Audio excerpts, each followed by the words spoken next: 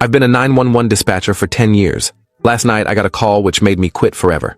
The call came in at 2:43 a.m. on a Thursday, which should have been my first warning because nothing good ever happens at 2:43 a.m. I'd been working the overnight shift at the County Emergency Dispatch Center for a decade, and I'd developed an instinct for calls that would ruin your night versus calls that would ruin your life.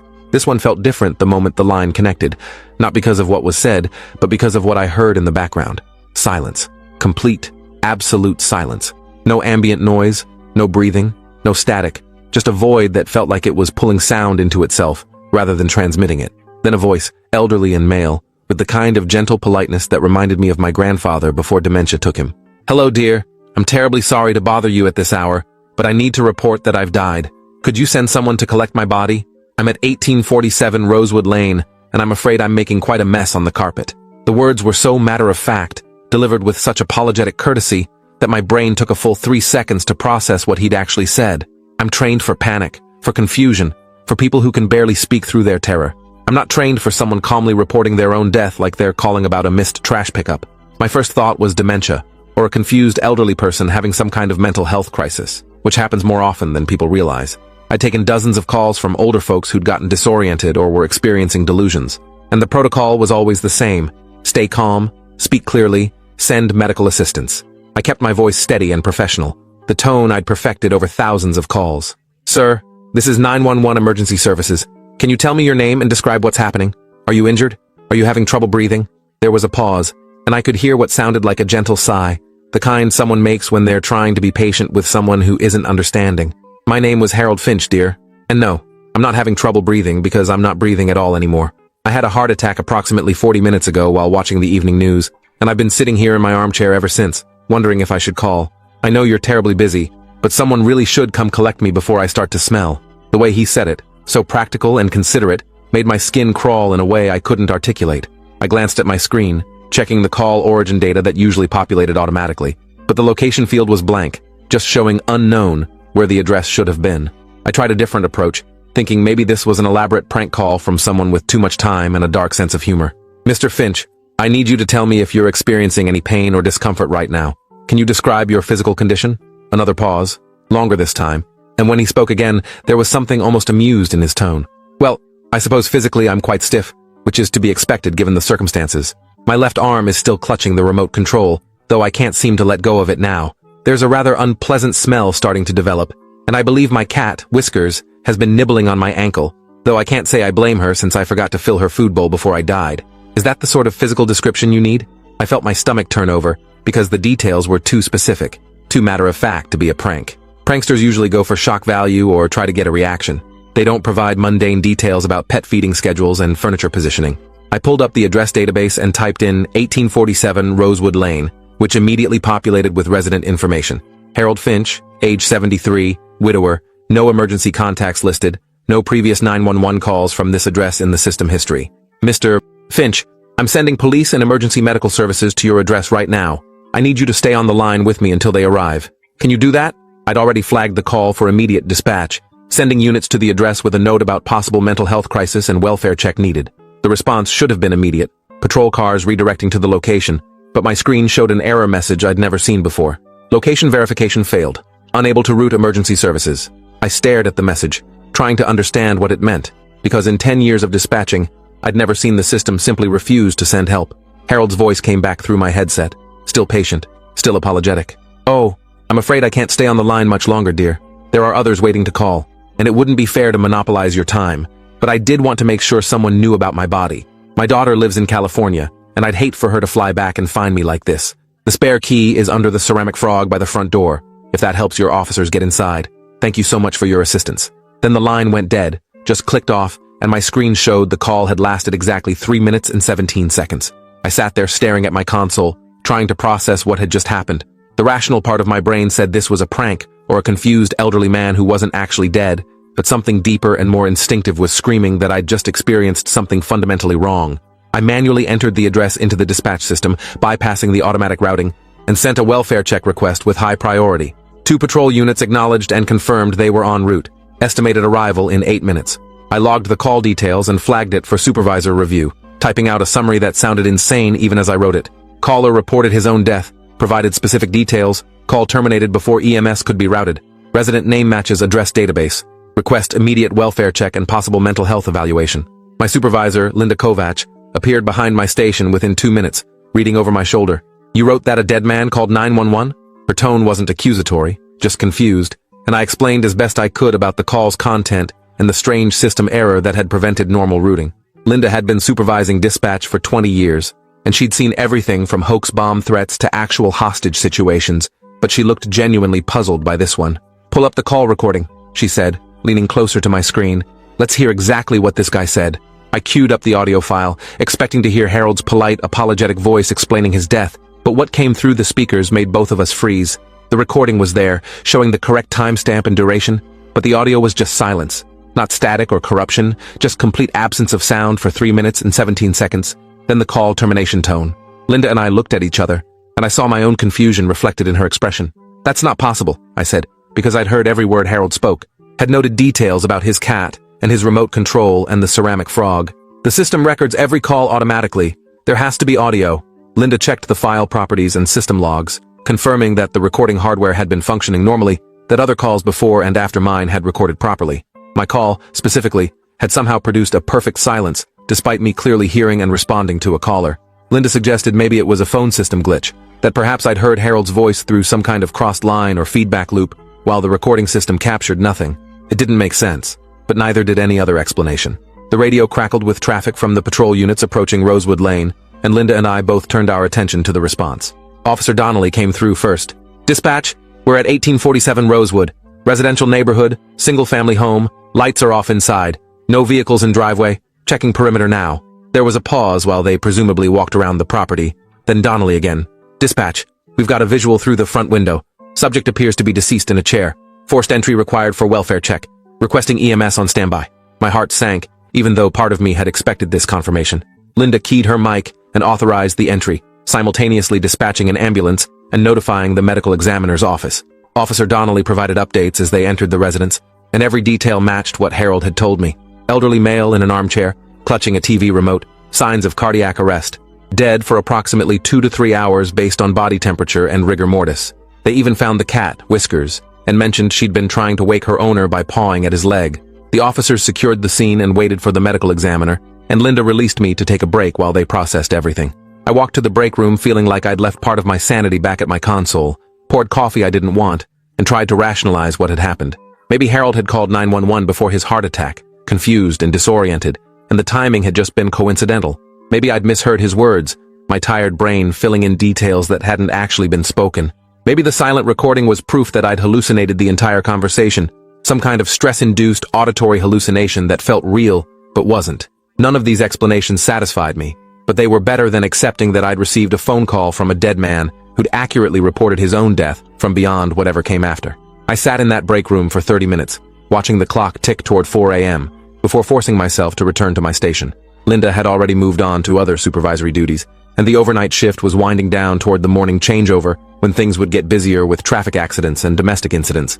I logged back into my console, checked the pending calls queue, and tried to pretend this was just another night in a decade of strange nights. Then my phone rang again at 4:37 a.m., and this time the caller was a woman, middle-aged by the sound of her voice, speaking with the same eerily polite tone Harold had used. Yes, hello. I'm so sorry to disturb you, but I need to report that I've died. Heart attack, I'm afraid. I'm on my kitchen floor at 2334 Elmwood Avenue, and I'm worried my pills have spilled everywhere. Someone might slip on them if they're not careful. I felt my blood turn to ice because this couldn't be coincidence. Couldn't be two confused elderly people using the exact same phrasing and manner to report their deaths. I tried to respond, tried to ask her name and condition, but my voice came out shaky and uncertain. Ma'am, can you tell me your name? Are you able to move or check your pulse? The woman, patient and kind, responded like she was explaining something simple to a child. My name was Dorothy Walsh, dear. And no, I'm quite past checking my pulse. I died about an hour ago, but I only just got through to you. The line was busy, I suppose. Could you let my son know?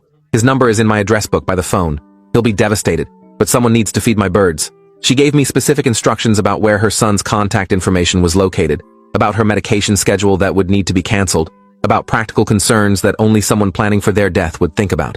I was already typing the address into my system, my hands trembling so badly I had to retype it twice. 2334. Elmwood Avenue populated with resident information. Dorothy Walsh, age 68, widow, One adult child listed as emergency contact. I sent units immediately, not waiting for the call to end, not bothering with protocols about keeping callers on the line. Dorothy seemed to sense my urgency and spoke faster, trying to convey as much information as possible before our time ran out. Oh, and dear, the others are waiting to call. There are quite a few tonight. They asked me to tell you that they're sorry for the inconvenience, but the system only allows us one call after. We have to use it wisely. The line went dead before I could ask what she meant by others, or the system, or one call after. My recording for this call was also silent. 2 minutes and 43 seconds of nothing captured, while I'd clearly heard every word Dorothy spoke. I sat frozen at my console, watching my screen show Dorothy's call as a completed transaction with no audio content, and I realized with growing horror that this wasn't going to stop.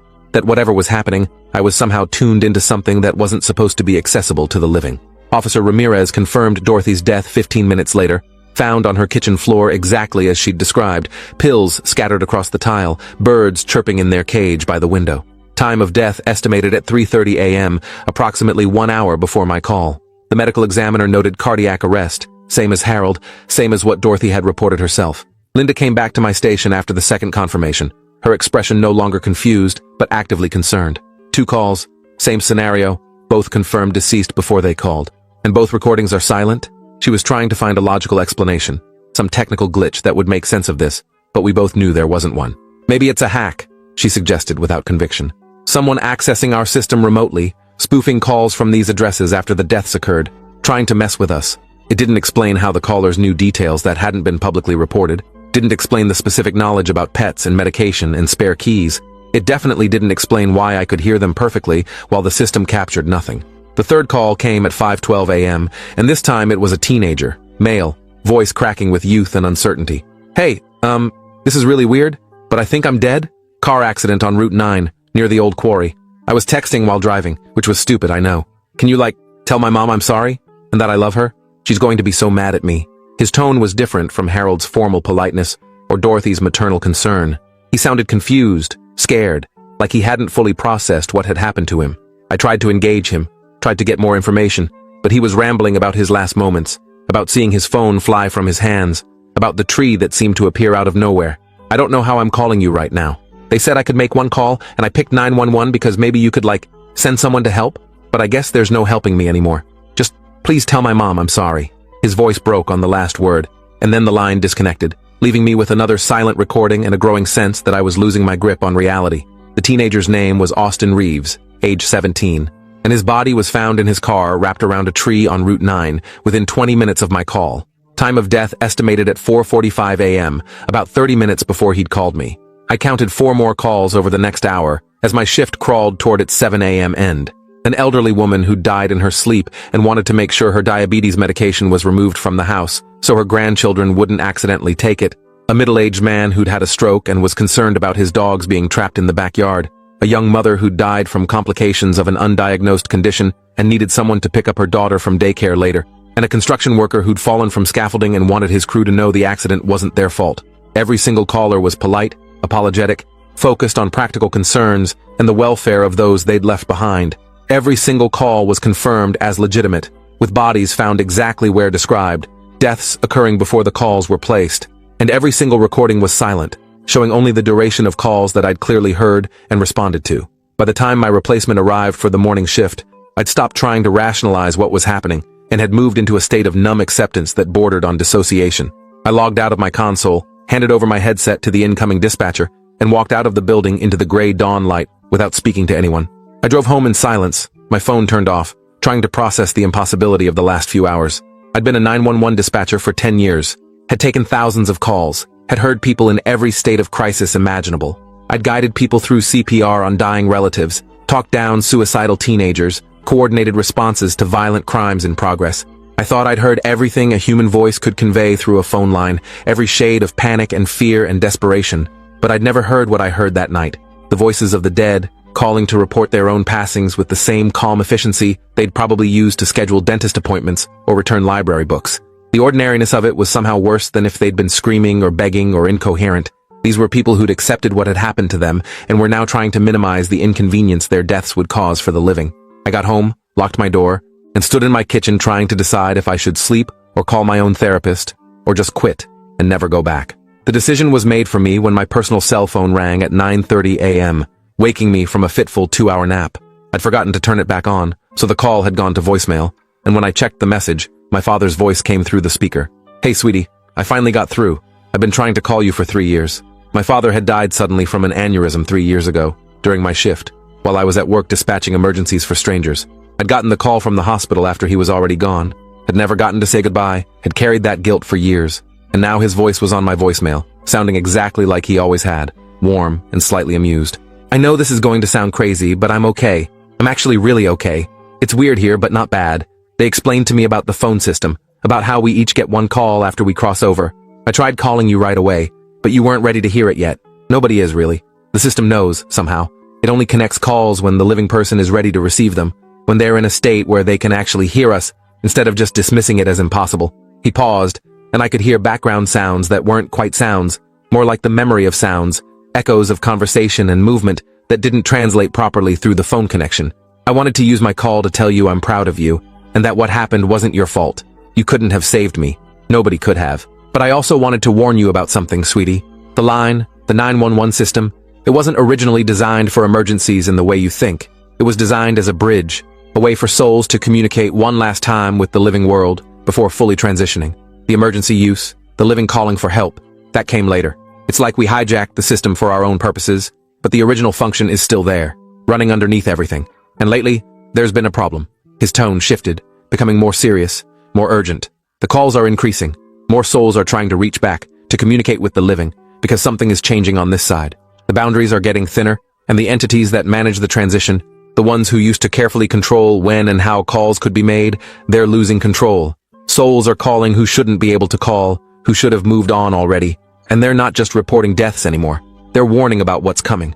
The message continued, my father's voice explaining things that my rational mind wanted to reject, but some deeper part of me recognized as truth. He told me that every 911 call center had at least one dispatcher who could hear the dead calls, who served as an anchor point for souls trying to communicate. Most dispatchers never realized what they were hearing, dismissing the calls as pranks or glitches, or the product of their own stress and exhaustion. But occasionally, someone like me would become fully aware, would understand what they were listening to, and would have to make a choice about what to do with that knowledge. The entities, the ones who answer when we get here, they call themselves operators. They're not angels or demons, just something else. Something that exists to facilitate transitions between states of being. They've been doing this since the first human learned to cry out for help, long before there were phones or technology. The 911 system, with its 3 numbers and its specific purpose, it created a perfect conduit for their work. It gave them a framework to operate within, a recognizable pattern that both the living and the dead could understand and use. My father's voice grew quieter, more strained, like he was running out of time or energy to maintain the connection. But the operators are worried now, because the calls are coming from souls who died wrong, violently or suddenly, or with unfinished business that's keeping them tethered to the living world. And these souls are trying to warn the living about what they're seeing from their side, about patterns and connections that are visible only after death. They're calling to report not just their own deaths, but deaths that haven't happened yet, crimes that are being planned, disasters that are approaching. The system wasn't designed for precognition or prevention, only for reporting what had already occurred. And the strain of all these calls, all these souls trying to push information backward through time, it's starting to break the infrastructure that keeps the living world separate from the dead one. He paused again, and I could hear what sounded like interference or static, but underneath it, voices, dozens or hundreds of voices all trying to speak at once. They're going to keep calling you, sweetie. Souls who need to be heard, who have warnings or messages, or just need someone to acknowledge their existence one final time. And you need to decide if you're going to keep answering, knowing what the calls really are, or if you're going to walk away and let someone else carry this burden. The voicemail ended, showing a timestamp of 9:28 a.m., 2 minutes of my father's voice explaining the impossible. I played it again immediately, needing to hear his words a second time, but the audio was gone, replaced by that same perfect silence that had characterized all the dead calls from my shift. The system had allowed me to hear his message once, had given me the information I needed, and then had erased the evidence, like it had never existed. I sat on my couch holding my phone, trying to understand the magnitude of what I'd learned. The 911 system, the infrastructure that society relied on to connect people in crisis with help, was actually something far older and stranger, a bridge between the living and the dead that humanity had accidentally created when we gave emergency services a universal number and a specific purpose. Every time someone dialed 911, they were tapping into a network that existed on multiple planes of reality, connecting not just to dispatchers and emergency services, but to something that transcended normal space and time. I thought about all the calls I'd taken over the past decade, wondering how many had actually been from the dead without me realizing it. How many times had I heard voices reporting deaths that had already happened, dismissed them as confused or pranking, sent units to addresses where bodies were found exactly as described? How many warning calls had I missed because I wasn't listening properly, wasn't tuned into the frequency that the dead were using to communicate? The guilt was overwhelming, thinking about all the messages I'd failed to receive, all the warnings that had gone unheeded because I was too focused on living emergencies to recognize the dead ones. My phone rang again at 2 p.m., pulling me out of my spiraling thoughts. The caller ID showed unknown number, and I knew before answering that this would be another call from someone who'd crossed over. I let it ring 3 times while I debated answering, knowing that once I truly acknowledged what these calls were, there would be no going back to normal dispatching, no way to unhear what I'd learned. On the 4th ring, I answered, and a child's voice came through, young, maybe 7 or 8 years old, speaking with that same eerie calm I'd come to recognize. "Hello, I'm calling to report that I'm in the lake. The man said I could make one phone call, so I picked 911. I've been in the water for a long time, I think. It's very cold and very dark, and I can't remember how I got here. Can you help me?" The child's words were spoken without panic or fear, just confusion and a desire for assistance. I felt my throat close up, because this wasn't just a death report. This was something worse. A child who died in circumstances that sounded suspicious, possibly criminal. "Sweetie, can you tell me your name? Do you remember what happened before you went into the water?" The child thought for a moment, and I could hear that strange background noise again, the echo of sounds that weren't quite sounds. "My name is Sophie, I think. Or it was Sophie. The man at the park had a dog, and he said I could pet it if I came to his van.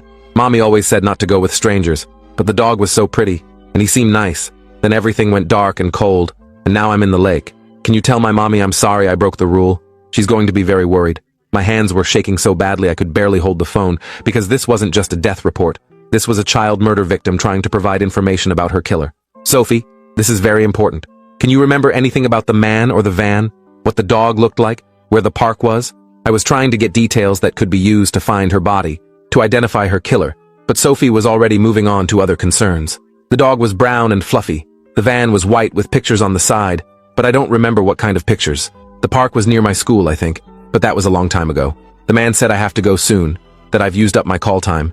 Can you please tell my mommy I love her, and that I'm not scared anymore?" It was scary at first, but now it's okay. The operators are nice. They help you understand what happened. The line disconnected, leaving me with another silent recording and information about what was clearly a child abduction and murder. I immediately called Linda, breaking every protocol about maintaining caller confidentiality, because this was bigger than dispatch procedures. I explained about Sophie's call, about the details she'd provided, about the pattern of calls I'd been receiving from the dead. Linda listened without interrupting, and when I finished, she was silent for a long time before speaking. "I believe you," she said finally, her voice heavy with implications I couldn't fully parse. "I've been supervising dispatch for 20 years, and I've seen things I couldn't explain. Calls that shouldn't have been possible. Information that callers couldn't have known. Coincidences that stretched probability beyond breaking. I always assumed it was just the stress of the job, the weird things that happen when you're dealing with life and death situations constantly. But if what you're telling me is true, if the system is actually connecting us to the dead, then we need to figure out what to do with that information."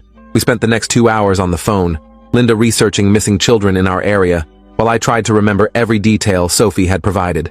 We found her. Sophie Brennan, age 7, reported missing 15 years ago from a park near her elementary school. Never found, case went cold despite extensive searches, family still holding vigils every year on the anniversary of her disappearance. The details matched what Sophie had told me, the timing, the location, even the description of a white van that had been reported by witnesses, but never located. Linda contacted the detective who'd originally worked the case, now retired, and explained that new information had come to light through an anonymous tip. The detective, Thomas Wickham, was skeptical, but interested enough to listen. Linda fed him Sophie's details without explaining their source, and I could hear his reaction even through Linda's phone, the sharp intake of breath, the sudden intensity in his questions. Where did this information come from? That detail about the brown dog that was never released to the public.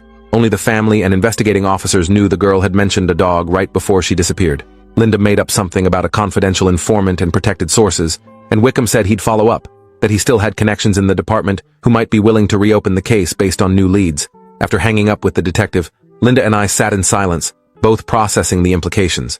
If Sophie's call was legitimate, if dead people could provide information about unsolved crimes, then every cold case, every missing person, every mysterious death could potentially be solved by dispatchers who could hear the right frequency.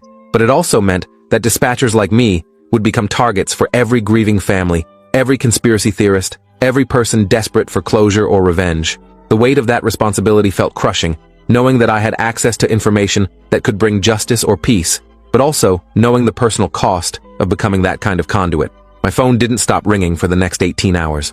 Call after call from the dead, each with their own story, their own concerns, their own messages for the living. An elderly man who'd been murdered by his caretaker and wanted someone to check on his hidden savings so his family could inherit. A suicide victim who wanted to apologize to her children for leaving them. A soldier who died overseas and needed someone to deliver a message to his wife about where he'd hidden important documents. A homeless man who'd frozen to death and wanted someone to know he'd existed, that his life had mattered, even if society had discarded him. Each call was heartbreaking in its own way, each voice carrying the weight of unfinished business and the desperation of having only one chance to communicate. I took notes on every call, documented details, tried to figure out how to help souls that were beyond any help I could actually provide. Some calls I could action, contacting authorities or family members with information that came from anonymous tips. Others I could only listen to, bearing witness to the final words of people who needed to be heard, even if their messages couldn't be delivered. By the time I dragged myself back to work for my next scheduled shift, I'd made my decision. I couldn't continue being a normal 911 dispatcher, taking calls from the living while also receiving calls from the dead, trying to maintain the fiction that these were separate systems with separate purposes. The strain of operating on both frequencies simultaneously was already showing in physical symptoms: exhaustion that sleep couldn't cure, headaches that felt like my skull was trying to contain too much information, a constant ringing in my ears that was probably tinnitus, but felt more like the residual echo of all those voices trying to push through the barrier between worlds. I met with Linda in her office before my shift started and told her I was resigning, effective immediately. She didn't argue or try to talk me out of it, just nodded with an expression that suggested she'd been expecting this. "I wondered how long you'd last once you could hear them clearly," she said, pulling out a folder from her desk drawer. "Every dispatcher who becomes fully aware faces the same choice. Most quit within days, unable to handle the psychological burden. A few stay and try to help both the living and the dead, but they usually burn out within months. The ones who last longest are the ones who find a way to help without being consumed by it." Linda handed me the folder, which contained information about a private organization called the Threshold Foundation, funded by families of missing persons and unsolved crime victims, dedicated to what they called unconventional investigative methods. The foundation employed former law enforcement, psychologists, and people with abilities they described as enhanced perception of transitional states. In less coded language, they employed people who could communicate with the dead, who could serve as intermediaries between the living world and whatever came after. "They're always looking for dispatchers," Linda explained. "People who've been trained to stay calm under pressure, to extract information from distressed callers, to coordinate responses to emergencies. Those skills translate well to working with souls who are trying to communicate across the barrier. You'd be helping people, both the living and the dead, but without the burden of trying to maintain a normal dispatch job while also operating as a medium." She slid her business card across the desk with a phone number written on the back. "Think about it. Take some time. But if you decide you want to use this ability to help rather than running from it, give them a call. Tell them I referred you." I took the folder and card, thanked Linda for everything, and walked out of the dispatch center for what I thought would be the last time. My resignation was processed quickly, my security clearance revoked, my access to the system terminated within hours. I was officially no longer a 911 dispatcher, no longer part of the infrastructure that connected people in crisis with emergency services. But the calls didn't stop. They followed me home, came through my personal cell phone, even came through phones that weren't mine when I was near them. I'd be in a coffee shop and the payphone on the wall would ring, and I'd know before answering that it would be someone calling from the other side with information or messages or just the need to be heard. The ability, once awakened, apparently didn't turn off just because I'd quit my job. I was stuck hearing voices from the dead, whether I wanted to or not, whether I was being paid to help them or not. After a week of constant calls, of barely sleeping, of trying to help souls that I had no official authority or resources to assist, I called the number Linda had given me. The Threshold Foundation operated out of an unmarked office building in the industrial district, the kind of place that looked like it housed accounting firms or small manufacturing operations, rather than an organization dedicated to communicating with the dead. I met with their director, a woman named Dr. Cassandra Voss, who had the calm, unshakable demeanor of someone who'd seen things that would break most people and had made peace with it. She explained that the foundation had been operating for 30 years, had started when a group of bereaved families realized that traditional investigation methods were failing to find their missing loved ones and began exploring alternatives. They'd discovered through trial and error that certain individuals could perceive information that existed outside normal sensory channels, could communicate with consciousness that had survived physical death, could access knowledge that shouldn't be accessible. "We're not spiritualists or psychics," Dr. Voss clarified. We don't do seances or crystal balls or any of that theatrical nonsense.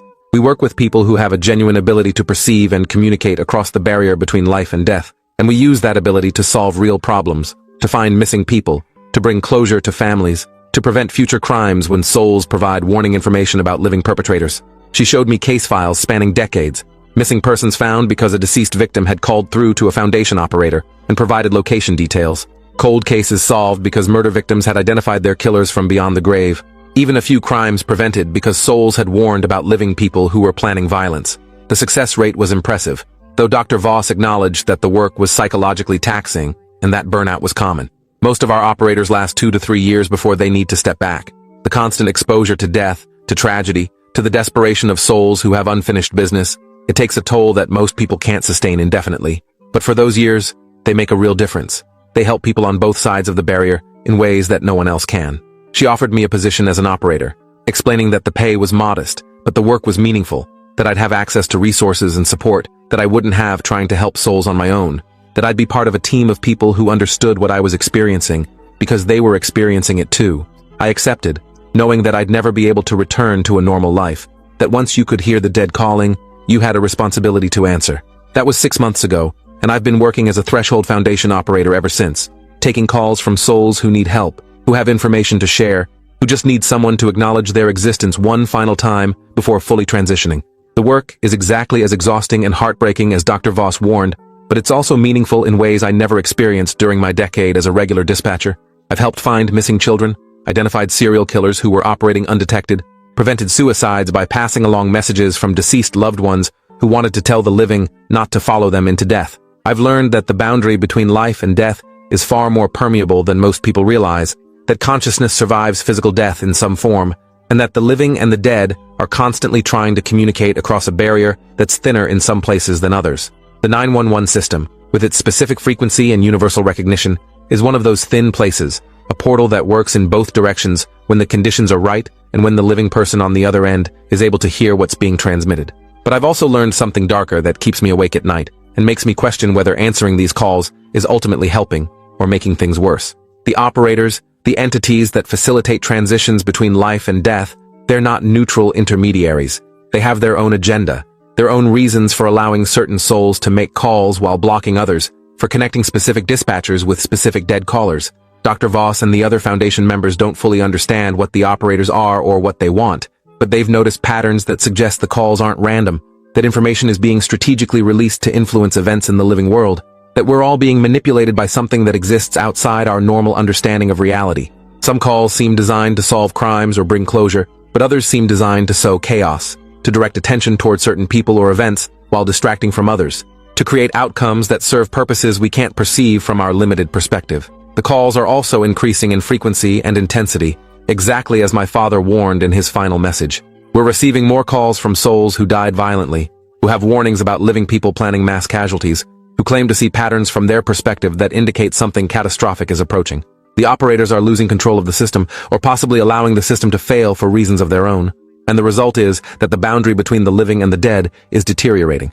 We're seeing evidence of this deterioration everywhere. More people reporting encounters with deceased loved ones, more electronic voice phenomena captured on recording devices, more children claiming to remember past lives or see people who aren't there. The veil is thinning, and nobody knows what will happen when it finally tears completely, when the dead can communicate with the living without needing phone systems or mediums, when the two worlds that have been carefully separated for all of human history suddenly collapse into each other. Last night, I received a call that made me understand why I needed to quit. Not just the 911 dispatch center, but the Foundation, this work, this responsibility entirely. The caller was me, or rather, a version of me that was calling from some point in my own future after I'd died. My own voice came through the phone, older and tired but unmistakably mine, speaking with that same calm acceptance I'd heard in every other dead caller. Hey, it's you, or me, or however this works. I'm calling to warn you that you need to stop answering these calls. The operators, they're not facilitating transitions, they're farming us. Every soul that calls through the system, every message that gets transmitted, it feeds them somehow. They're using our desperate need to communicate, our unfinished business, our love for the people we left behind, and they're converting it into something they can consume. The more souls that call, the stronger they become, and they're getting ready to cross over themselves, to manifest in the physical world, using all the energy they've harvested from millions of dead callers over decades. My future self continued. explaining that the catastrophe the other souls had been warning about wasn't a natural disaster or human conflict, but something far worse. The operators preparing to breach the barrier and establish themselves permanently in the living world, using the 911 system and other communication networks as anchor points for their manifestation. Every call you answer, every soul you help, you're feeding the system that's going to destroy the boundary between life and death. I know you think you're helping, that you're making a difference, but you're actually accelerating the collapse. The only way to slow it down, maybe prevent it entirely, is to stop. Stop answering the calls, stop working for the Foundation, convince others to stop too. Let the souls move on without trying to communicate back. Let the operators starve for the energy they need to cross over. It's the only chance we have. The call ended with my future dead self, giving me specific instructions about how to shut down the Foundation's operations, how to disable the amplification equipment they use to enhance operators' abilities, how to sever the connections that had been carefully built over 30 years of helping the dead communicate with the living. I sat with that information for hours after the call ended, trying to decide if I believed my own future voice, if this was a genuine warning or some kind of trick by the operators to stop us from helping souls that genuinely needed assistance. But the more I thought about it, the more sense it made. Every religion and spiritual tradition had warnings about communing with the dead, about opening doorways that should stay closed, about entities that could cross over if given enough energy or invitation. We'd dismissed those warnings as superstition, had convinced ourselves that we were different, that we understood what we were doing and could control it. But maybe the warnings were right all along. Maybe the barrier between life and death existed for a reason, and by weakening it, we were inviting something terrible into our world. So I'm quitting. Not just my job, but this entire endeavor. This belief that we can help both the living and the dead by facilitating communication between them. I'm going to disappear, change my name, move somewhere remote, turn off my phone, and disconnect from all networks that could be used to reach me. And I'm writing this down, posting it online, hoping that someone else who can hear the dead will read it and make the same choice. That enough of us will stop answering, that the system will shut down before it's too late. If you work in 911 dispatch, if you've been hearing voices that report their own deaths, if you've received calls that seemed impossible but turned out to be accurate, please stop answering. Please quit, walk away, refuse to be part of this system anymore. The souls calling aren't just lost people trying to find closure. They're food for something ancient and hungry that's been waiting for us to open the door wide enough for it to come through. Every call you answer brings that day closer. Every message you pass along gives them more energy. Every connection you facilitate strengthens their ability to manifest. I know it feels like you're helping, like you're making a difference, like you're using a gift to ease suffering, but you're not. You're feeding monsters that have been pretending to be helpers, and when they finally cross over completely, when the barrier falls and the dead flood back into the living world, we'll understand too late what we've done. I've been a 911 dispatcher for 10 years, and last night I got a call that made me quit forever. I'm begging you to quit too, before we all pay the price for our good intentions and our inability to leave the dead alone to finish their journey without dragging us along with them. If you enjoyed this, you'll definitely want to see the next ones too. So subscribe now and let me know your take in the comments.